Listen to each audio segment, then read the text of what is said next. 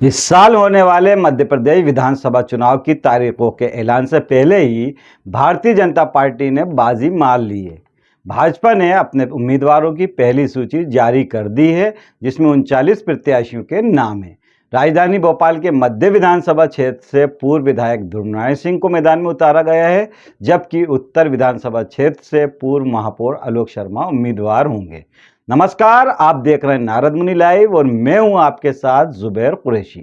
दोस्तों, मध्य प्रदेश विधानसभा चुनाव का ऐलान होने से पहले ही भाजपा ने उम्मीदवारों के नामों की घोषणा कर दी है। राजधानी की दो प्रमुख सीटों उत्तर और मध्य के लिए नामों का ऐलान इनमें शामिल है। कांग्रेस के कब्जे में मौजूद इन सीटों पर ऐलान भाजपा ने राजधानी में सियासी सरगर्मी तेज कर दी है। भाजपा ने प्रदेश के करीब 39 सीटों के लिए उम्मीदवारों की सूची जारी की है। इनमें अधिकांश सीटें वे हैं जिन पर अब तक कांग्रेस का कब्जा है।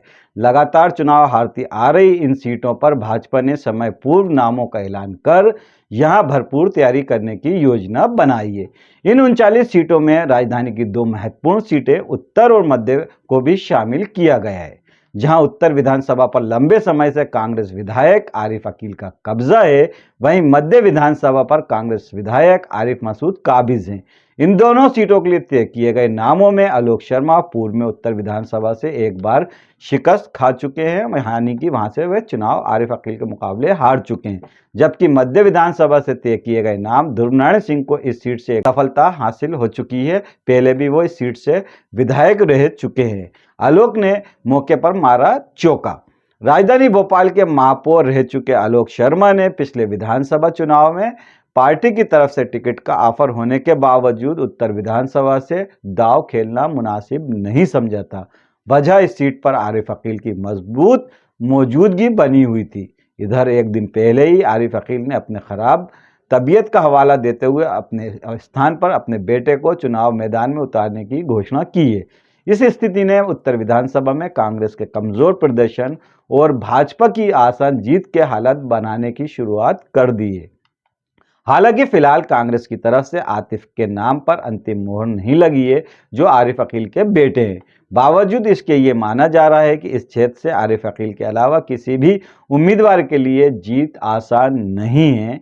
इधर कांग्रेस की तरफ से फिलहाल टिकट दावेदारों की सूची लंबी है। यहाँ नासिर इस्लाम, मोहम्मद सऊद, यासिर हसनात जैसे कई लोग टिकट मांग रहे हैं। इसके अलावा यहाँ आम आदमी पार्टी, समाजवादी पार्टी और MIM के उम्मीदवारों की भी एक लंबी फौज चुनाव मैदान में उतरने की तैयारी कर रही है, जो अप्रत्यक्ष रूप से कांग्रेस को ही नुकसान करने वाली है। हालातों को देखते हुए आलोक शर्मा ने इस माहौल में अपनी जीत को आसान मानते हुए उत्तर विधानसभा में एक बार फिर अपनी किस्मत आजमाने की तैयारी पूरी कर ली है और इसी का नतीजा है कि उन्होंने चुनाव की तारीख ऐलान होने से पहले ही उनके नाम की घोषणा भारतीय जनता पार्टी ने कर दी है। वहीं अगर हम ध्रुवनारायण सिंह की बात करें तो ध्रुवनारायण को फिर घेर सकता है। दूसरा जो उनका शेला मसूद का कांड है, उनके नाम की घोषणा होने से पहले ही एक दिन पहले ही कुछ लोगों ने उनके शेला मसूद मामले को फिर से उठाने की कोशिश की है, जो साफ नज़र आ रहा है कि किसी न किसी तरह से ध्रुवनारायण सिंह को डैमेज करने की कोशिश है। मध्य विधानसभा से एक बार जीत का सेहरा जो है पहन चुके हैं ध्रुवनारायण सिंह और अगले चुनाव आने से पहले उन्होंने अपने दामन पर लगे दागों को मिटाने की कोशिश भी कर डाली और इस दौरान उन्होंने क्षेत्र में अपनी सक्रियता भी बनाना शुरू कर दी थी। यहाँ आपको गौरतलब है और आपको बता दें कि शेला मसूद कांड में ध्रुवनारायण सिंह को CBI ने पहले ही क्लीन चिट दे दी थी और क्लीन चिट मिलने के बावजूद उनको पिछली बार टिकट नहीं दिया गया था। यहाँ से सुरेंद्र नाथ सिंह को टिकट दिया गया था, जो एक बार विधायक रह चुके हैं, और आरिफ मसूद ने सुरेंद्र नाथ सिंह को चुनाव में शिकस्त दी थी। जो कहा जा सकता है कि इस बार फिर से ध्रुवनारायण सिंह और आरिफ मसूद के बीच टक्कर हो सकती है। लेकिन सबसे अहम बात है कि जो ध्रुवनारायण सिंह को एलिगेशन लगाया जा रहा है और उनके खिलाफ CBI जांच की फिर से मांग की जा रही है, वो एक सोचे समझी रणनीति का हिस्सा हो सकती है।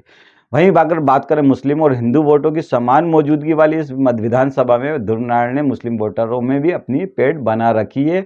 उनकी टिकट दावेदारी और मिलने वाले मौके की आहट के साथ ही उनके साथ जुड़े शेला मसूद कांड की गर्माहट दोबारा धधकने लगी थी। 2 दिन पहले ही राजधानी के शहीद गेट के सामने बड़ी तादाद में लोगों ने जुटकर शेला मसूद के दोषियों को सजा दिए जाने की मांग दोहराई थी, जबकि यह पहले से तय है कि उनको क्लीन चिट दी जा चुकी थी शेला मसूद कांड में सीबीआई द्वारा। इस प्रदर्शन में शेला मसूद के परिवार के लोग भी शामिल थे। कुल मिलाकर ये पीछे पहले से तैयारी थी कि किसी तरह ध्रुव सिंह का नाम दावेदारी में था और उनके नाम पर मोहर लगने की उम्मीद थी। इसी वजह को देखते हुए ये पूरा जो शेला मसूद का मामला था उसको उठाने की कोशिश की गई है। अब बात करते हैं क्या क्या प्लस है और क्या क्या माइनस है। तो उत्तर विधानसभा क्षेत्र की मुस्लिम बाहुलता जहां कांग्रेस को दम देती है आरिफ अकील के मैदान से हटने और बदले में किसी कमज़ोर उम्मीदवार की मौजूदगी से भाजपा को फ़ायदा मिल सकता है। हालांकि भाजपा को चौक बाजार और इसके आसपास के हिंदू वोटों से भी उम्मीद कम है। इन वोटों पर भी लंबे समय से यानी कि लंबे वक्त से आरिफ अकील का कब्जा है और उनका सिक्का यहाँ पर भी चलता रहा है। वहीं बात करें मध्य विधानसभा की तो आधी मुस्लिम और आधी हिंदू वोटर वाली सीट पर विधायक आरिफ मसूद ने मुस्लिम क्षेत्रों की बजाय हिंदू इलाकों में अधिक विकास कार्य किए हैं, लेकिन क्षेत्र की मुस्लिम आबादी में ध्रुव सिंह का बेहतर तालमेल है। इधर निकाय चुनाव में टिकट न मिलने से नाराज कई कार्यकर्ता भी आरिफ मसूद से नाराज होकर बैठे हुए हैं। हालांकि जैसे जैसे चुनाव की तारीख करीब आएगी और कई जो नाराज थे उनकी नाराजगी करीब करीब आरिफ मसूद से धीरे धीरे दूर होती जा रही है और हो चुकी है। भाजपा को ध्रुव के साथ जुड़े शेला मसूद कांड के छींटों का नुकसान भी उठाना पड़ सकता है।